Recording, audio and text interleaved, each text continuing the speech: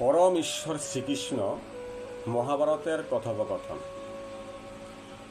পরম ঈশ্বর শ্রীকৃষ্ণ মহাভারতের কথোপকথনে বললেন, মানুষের জীবনে সব সময় ভয় বাস করে।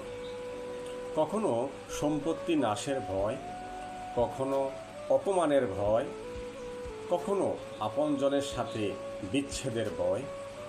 এই কারণে ভয়ের অস্তিত্ব সবার একই রকম মনে হয়। কখনো কি বিবেচনা করেছেন, যে কোনো পরিস্থিতি বা বস্তু ভয়ের জন্ম দেয়? তার থেকেই বাস্তবে দুঃখ তৈরি হয়।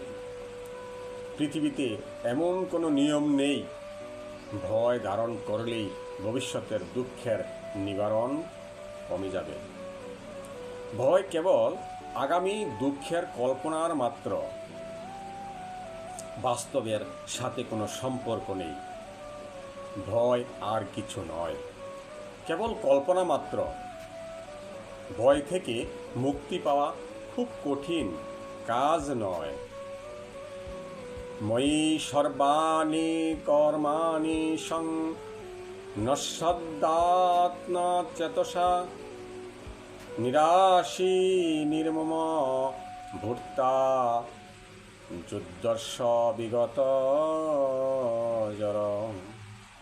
অনুবাদ হচ্ছে, অতএব হে অর্জুন, আত্মচেতনা সম্পূর্ণ হয়ে তোমার সমস্ত কর্ম আমাকে সমর্পণ করো এবং মমতা শূন্য, নিষ্কাম ও শোক শূন্য হয়ে তুমি যুদ্ধ করো।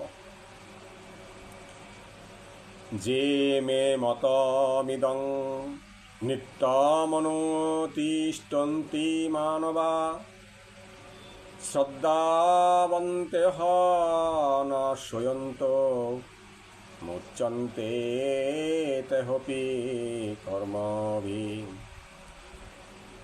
অনুবাদ হচ্ছে, আমার নির্দেশ অনুসারে যে সমস্ত মানুষ তাদের কর্তব্য কর্ম অনুষ্ঠান করেন এবং যারা শ্রদ্ধাবান ও মাৎসর্য রহিত হয়ে এই উপদেশ স্মরণ করেন, তারাও কর্মবন্ধন থেকে মুক্তি হন।